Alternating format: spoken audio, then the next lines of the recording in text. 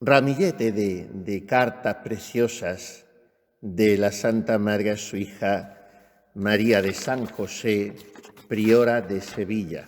Vamos a detenernos un poco ahora en esta algo más larga que enumera Palafox como la 62 de su antología.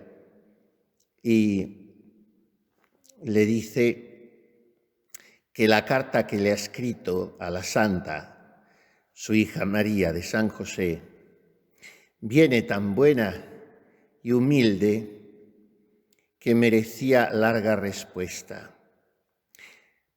Mas vuestra reverencia ha querido escriba al buen Rodrigo Álvarez, y así lo haga, y no hay cabeza para mucho más. Ya recordemos esa relación o cuenta de conciencia, la más importante de todas, de la Santa Madre a Rodrigo Álvarez en Sevilla. Después, en esta no me hallo tan mal de salud como por otras.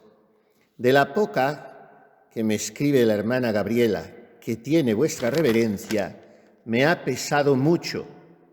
Los trabajos han sido tantos que aunque fuera de piedra el corazón, le hubieran hecho daño. Yo quisiera no haber ayudado a ellos. Vuestra reverencia me perdone a mí, que con quien bien quiero soy intolerable, que querría no errase en nada. Y vuelve a su querida priora de Malagón. Así me acaeció con la madre Brianda, que le escribía cartas terribles, sino que me aprovechaba poco. Con las dos en el mismo sentido, que se cuidasen. Cierto que en parte tengo por peor lo que el demonio traía urdido en esta casa que lo de esa. Lo uno porque duró más y lo otro porque fue el escándalo de lo de afuera muy más perjudicial, y no sé si quedará tan sano como es otro. Creo que no, aunque se ha remediado para el que había dentro y la inquietud de él. El Señor lo ha allanado. Sea Él bendito, porque las monjas tenían poca culpa.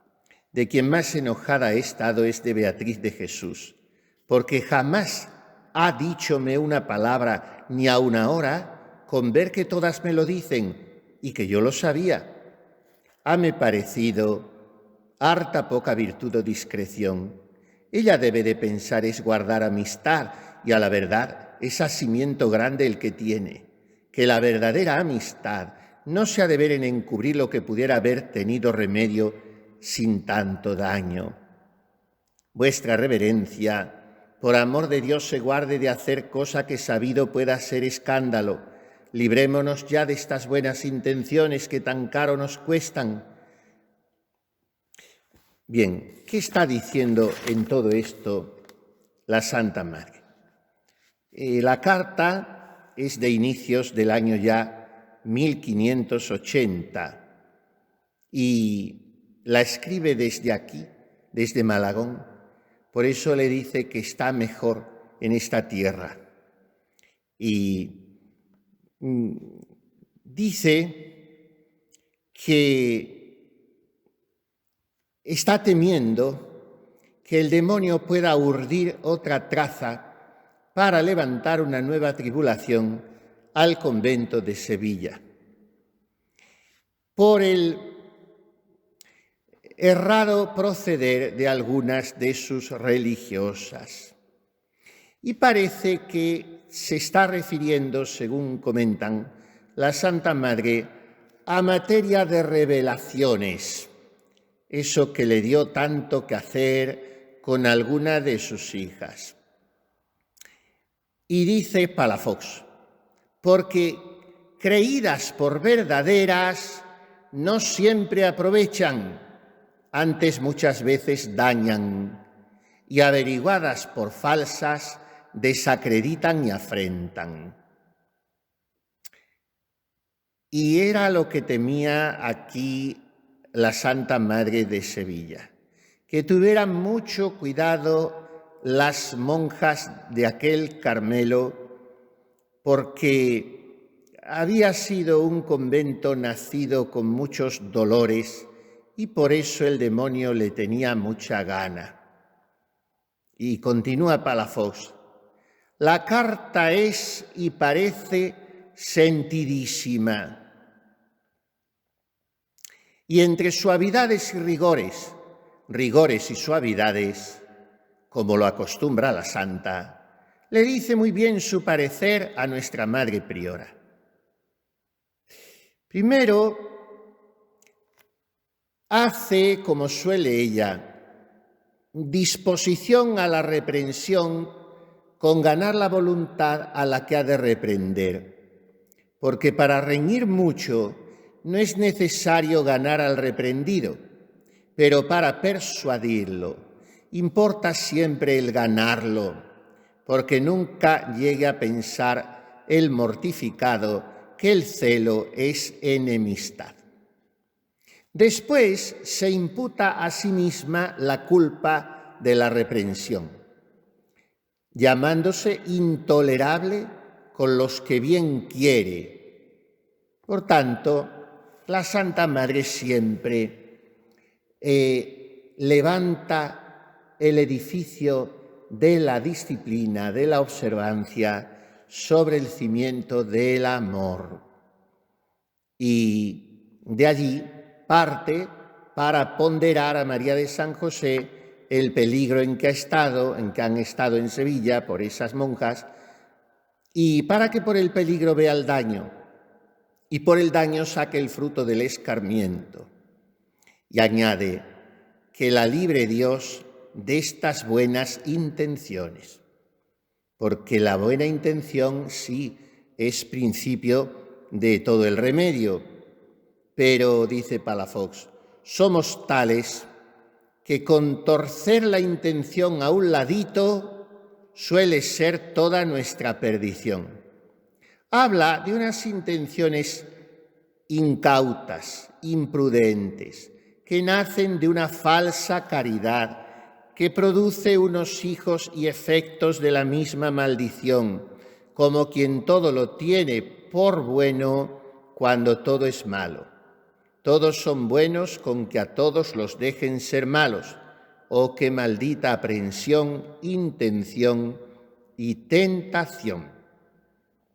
Y añade, él de su propia cosecha, de su experiencia, el beato Palafox: yo entendí de cierta prelada de un convento, en cierta parte del mundo, que era tanta su bondad y tan sana y sincera su intención, que cuando los devotos tenían disgustos con sus devotas, los llamaba y pacificaba y hacía que volviesen a corresponderse.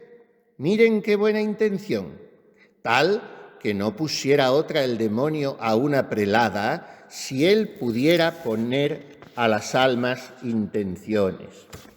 Porque siendo este género de devoción frecuente la peste de los conventos, la ruina de las almas, el descrédito de las esposas de Cristo, flechas que le tiran derechas a las niñas de sus ojos, la prelada que lo debía celar, recelar, destruir y quemar, las fomentaba y se hacía cura de estos diabólicos casamientos. Y así estas intenciones que parecen buenas son pésimas. Estas que parecen llenas de caridad están llenas de veneno, y mucho más en las que fuesen preladas. Bien cierto es que no sería cosa alguna de estas la que motivó la queja a la santa, porque era religiosísima prelada y espiritualísima la Madre María de San José, y tanto que resplandeció con clarísimas virtudes. A más de que en estos santos conventos ni hay ni ha habido este género de miserias y desdichas.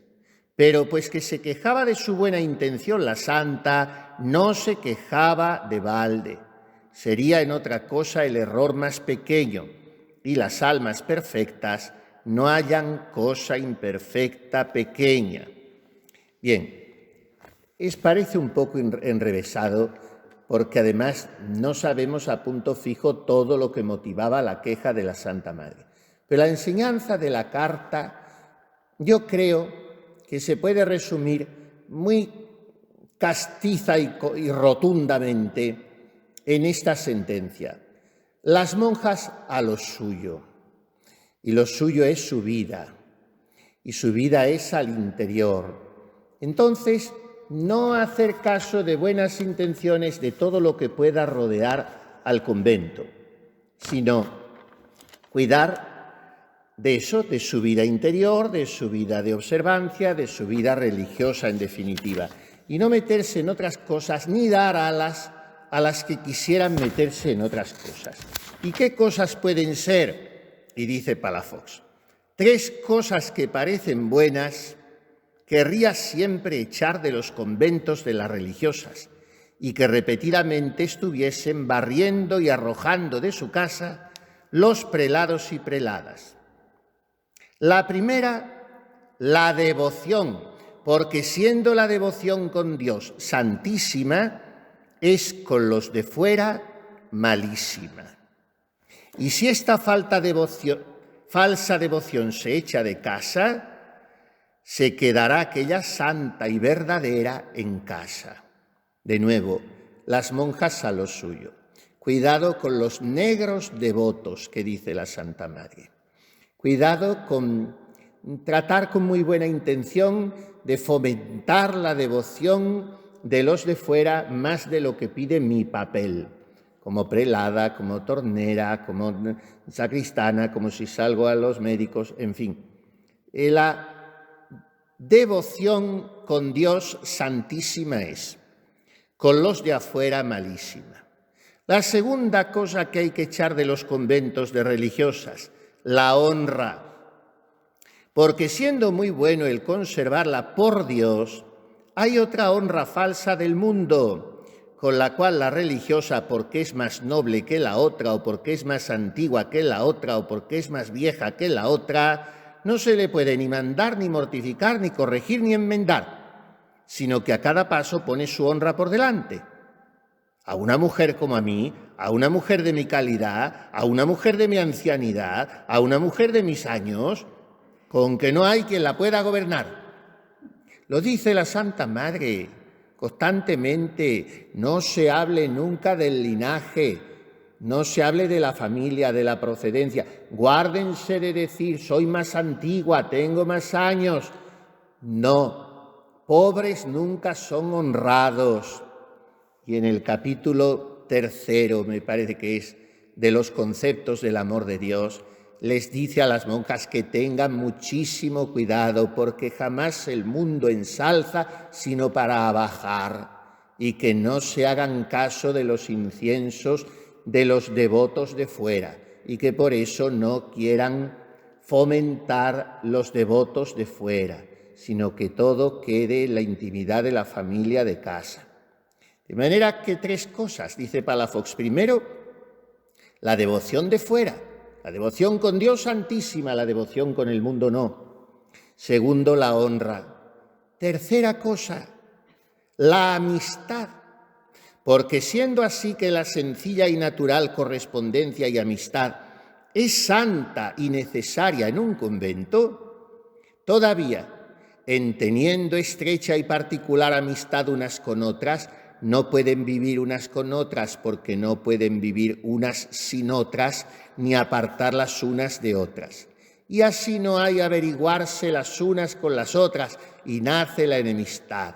Se cría y se fomenta dentro de la misma amistad, y arde el convento en amistades y enemistades. Porque si se ha de elegir priora, ha de ser a mi amiga. Si se advierte cualquier cosa, ello no se ha de hacer con mi amiga. Si se quema la casa y la honra del convento, la amiga lo ha de encubrir y defender a su amiga, con que por ser muy amiga de su amiga es enemiga de Dios, de sí misma y de su convento. Esto saca Palafox de todo ese primer párrafo en que la Santa Madre dice que es intolerable con los que quiere bien y porque el escándalo de los de afuera es muy más perjudicial. Por tanto, vuestra reverencia, por amor de Dios, se guarde de hacer cosa que sabido pueda ser escándalo. Librémonos ya de estas buenas intenciones que tan caro nos cuestan. Bien, un poco más abajo dice la Santa Madre: no sé cómo dice vuestra reverencia que el padre Fray Nicolás la ha revuelto conmigo, porque no tiene otro mayor defensor en la tierra. Pero fíjense cómo empezaban ya los ardides y maquinaciones ladinas de Doria, que a una decía una cosa y a otra otra. Y María de San José era joven e inexperta, pero la Santa Madre era demasiado, quizá bondadosa, siendo tan lista. Y María de San José ya se ha dado cuenta que en algunas cosas Doria está intentando encizañar un poco a la Santa Madre, que ya estaba muy ancianita, cuando se murió ya hizo lo que le dio la gana. Está empezando a ponerle mal corazón con María de San José. Y dice la Santa Madre: decíame él la verdad, para que como entendía el daño de esa casa, no estuviese engañada. Pero ¿cómo le contaría Doria a la Santa Madre lo de Sevilla? Esta carta la escribe la Santa Madre bastante disgustadita. Y sigue: oh, mi hija, que poco va en disculparse tanto para lo que a mí me toca, porque verdaderamente le digo que no se me da más que hagan caso de mí que no, cuando entendiese aciertan a hacer lo que están obligadas. El engaño es que, como a mí me parece que miro lo que les toca con tanto cuidado y amor, paréceme que no hacen lo que deben si no me dan crédito, y no me canso en balde.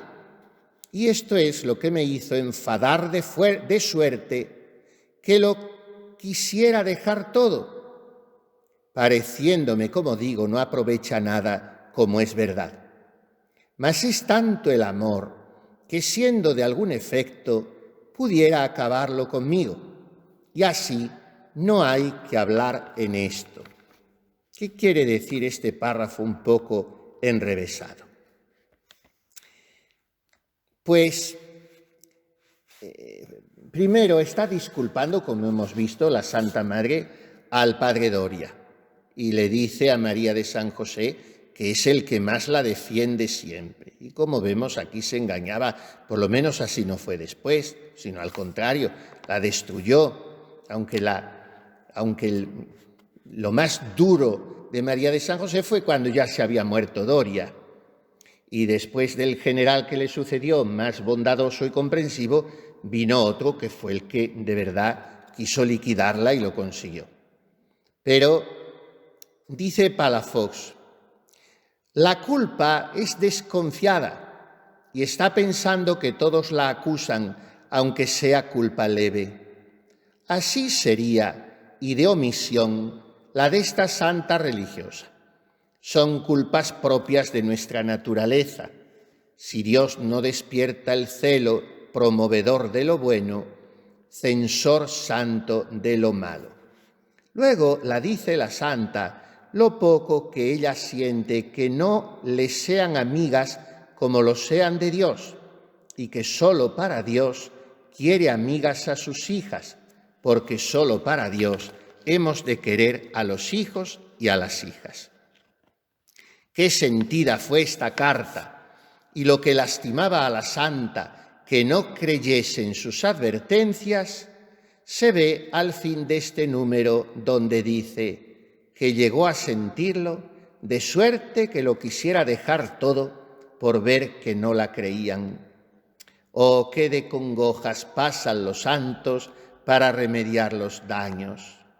Oh, lo que sienten que no crean los consejos que se ofrecen a los remedios. En fin, una vez y otra estamos viendo en la Santa Madre el celo en definitiva por las almas, el celo por la perfección de sus hijas y la verdad sobre todo, la verdad.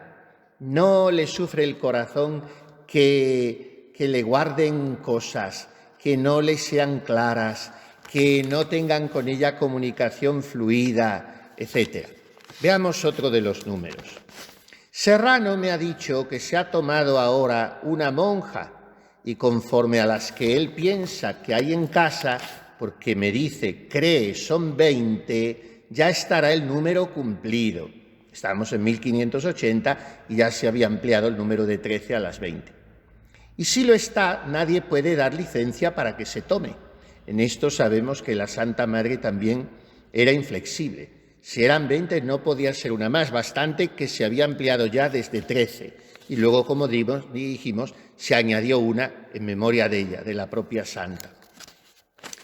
Mírese mucho, por amor de Dios, que se espantaría el daño que es en estas casas ser muchas, aunque tengan renta y de comer. No sé cómo pagan tanto censo cada año, etc. Pero es sobre todo acerca del número y acerca de la conveniencia de ser pocas en sus casas, que nunca se exceda. El primer intento suyo era ese, 13 como Cristo y los apóstoles. Y después siempre, aunque se amplíe, una familia grande, pero una familia que las de Castilla eran así, con muchos hijos y los abuelos, pues hasta 15 o 20, pero no más. Nunca quiere porque sabe los perjuicios que puede traer para la vida común, para la caridad, para la obediencia y para muchas otras cosas. En fin, al final le dice a la Madre María que tiemble, que ore, que se eche a los pies del Señor, que todo lo ponga en sus manos, que no se fíe de sí. Y otros varios consejos, pero pasamos a la carta siguiente, que es la 63. Víspera de la presentación de nuestro Señor, la escribe la Santa Madre. Y es una carta también larga como la anterior. Heme holgado mucho y no sé qué es la causa, que con cuantos disgustos me da vuestra reverencia, no puedo sino quererla mucho. Luego se me pasa todo. Y ahora, como esa casa ha sido la mejorada en padecer, en estas refriegas la quiero más. Sea Dios alabado, que así se ha hecho todo tan bien, y vuestra reverencia debe de estar algo mejor, pues no le lloran sus hijas como suelen. Después les habla de los vestidos en verano, de las túnicas en Sevilla y otras muchas cosas de monjas. En esta carta baja a muchos detalles prácticos de la vida de sus descalzas. Y lo primero que nos interesa subrayar es esto, que no puede la santa dejar de tenerle amor a esta hija suya y le dice con gracia, aunque reciba de ella tantos disgustos. O sea, que es una vez y otra la misma enseñanza, que a nosotros nos vendría muy bien practicar con frecuencia para no pararnos en niñerías, en tiquismiquis, en susceptibilidades o en imaginaciones o sospechas. No. El amor cubre la multitud de los pecados y el manto de la caridad oculta las imperfecciones o limitaciones de las relaciones humanas, de la convivencia. Entonces, siempre el amor y templar con el amor.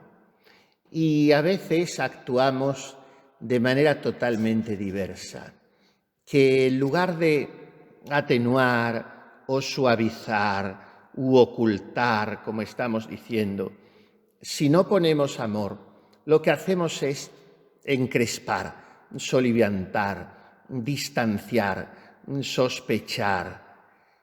Esa máxima del Santo Padre es de una utilidad extraordinaria para cualquier relación humana, para una vida de comunidad estrecha donde ha de haber roces y desencuentros constantes, mucho más útil todavía. Donde no hay amor, ponga amor y sacará amor. Pero es que antes, con toda sabiduría, el Santo Padre ha dicho a esa monja que trataba de consolarle de la manera torpe y poco sobrenatural con que muchas veces vamos a consolar a otro, y psicológicamente y emocionalmente muy desacertada. O sea, consolar a otro no se hace subrayando, cargando las tintas del mal que ha recibido, como para querer significarle que a nosotros nos indigna esa injusticia que se ha cometido con él. Parece mentira lo que te han hecho y tú no te lo merecías, y eso no es una manera de consolar. Y eso lo que hace es poner mal corazón y hacer mala sangre, y esto puede suceder en cosas muy pequeñas. Y a veces puede suceder porque lo que buscamos es sutilmente ganarnos la voluntad de aquel a costa de censurar a otro. Con eso hay que tener cuidado, y entonces el Santo Padre a esa monja, que tenía razón objetivamente hablando, porque lo que lamentaba era que los calzados le hubiesen tenido aquellos 9 meses en una carcelilla inmunda, y no conocemos la carta de la monjita, pero en fin le diría, ¿será posible lo que han hecho con vuestra reverencia? Y entonces la sabiduría es esta. Hija, estas cosas no las hacen los hombres, sino Dios, que sabe lo que nos conviene. Y con eso hay que unir el otro consejo. Donde no hay amor, ponga amor y sacará amor. Dios es el que sabe lo que nos conviene, y Dios es el que usa, digamos entre comillas, a los hombres para purificarnos unos a otros, permitiendo a veces injusticias o situaciones difíciles de entender. Pues todo lo templa el amor. Dice la Santa Madre, mire que me hace desaires, que no me escribe, que me han ocultado eso, que me tienen preocupada con la marcha de esa casa, pero no puedo dejar de quererla. Al final campea el amor. Y vamos, las estamos comentando hoy más deprisa, por terminar con este puñado de cartas, y se hace así, se termina, como dicen ahora los pedantes, se termina con una unidad temática. Pues vamos a la última carta, que es la 64. Y sea con vuestra reverencia, Madre mía, el Espíritu Santo. Paréceme no quiere nuestro Señor pase mucho tiempo sin que yo tenga en qué padecer. Sepa que ha sido servido llevar consigo a su buen amigo y servidor Lorenzo de Cepeda. Está muy triste la Santa Madre porque se ha muerto su queridísimo hermano, aquel que llegó inopinadamente al puerto de Sanlúcar de Barrameda justo estando ella en Sevilla. Y aquella coincidencia inesperada le alegró el corazón. Después vino Lorenzo con sus 2 hijitos. Una de ellas, la niña, se quedó con la tía monja, el otro ya sabemos que le daría muchos quebraderos de cabeza a Francisco, y vino y claro, Lorenzo se volcó con las necesidades de su hermana y cuánto ayudó a pagar el convento de Sevilla, y por tanto tuvo relación muy estrecha con María de San José. Pues ahora dióle un flujo de sangre tan apresuradamente que le ahogó, que no duró 6 horas. Había comulgado 2 días había y murió con sentido encomendándose a nuestro Señor. Yo espero en su misericordia se fue a gozar de él, porque estaba ya de suerte que si no era tratar en cosas de su servicio todo le cansaba, y por esto se holgaba de estarse en aquella su heredad, que era una legua de Ávila, que decía andaba corrido de andar en cumplimientos. Su oración era ordinaria, porque siempre andaba en la presencia de Dios, y su majestad le hacía tantas mercedes que algunas veces me espantaba. A penitencia tenía mucha inclinación y así hacía más de la que yo quisiera, porque todo lo comunicaba conmigo, que era cosa extraña el crédito que de lo que yo le decía tenía, y procedía del mucho amor que me había cobrado. Yo se lo pago en holgarme que haya salido de esta vida tan miserable y que esté ya en seguridad. Y no es manera de decir, sino que me da gozo cuando en esto pienso. Sus hijos me han hecho lástima, mas por su padre pienso los hará Dios merced. He dado a vuestra reverencia tanta cuenta porque sé que le ha de dar pena su muerte, y cierto se lo debía bien y todas esas mis hermanas, para que se consuelen. Es cosa extraña lo que él sintió sus trabajos y el amor que las tenía. Ahora es tiempo de pagárselo en encomendarlo a nuestro Señor, a condición que si su alma no lo hubiere menester, como yo creo que no lo ha, y según nuestra fe lo puedo pensar, que se vaya lo que hicieren por las almas que tuviesen más necesidad, porque se aprovechen de ello. Y la carta que le había escrito poco antes de morir a Segovia, etc. Es como una especie de breve, circular, carta de edificación, porque la Santa Madre sabe que estas noticias van a rodar por los conventos, la que le da a María de San José.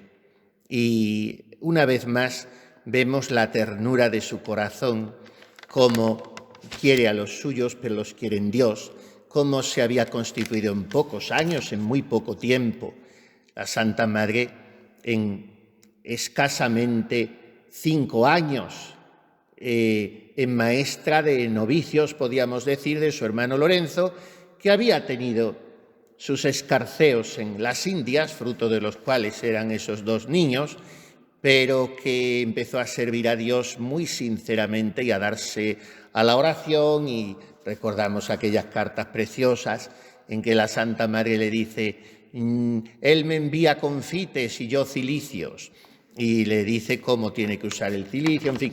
Bueno, pues es la ternura, una vez y otra, de Teresa de Jesús, la que hemos visto resplandecer en estas cartas preciosas a María de San José.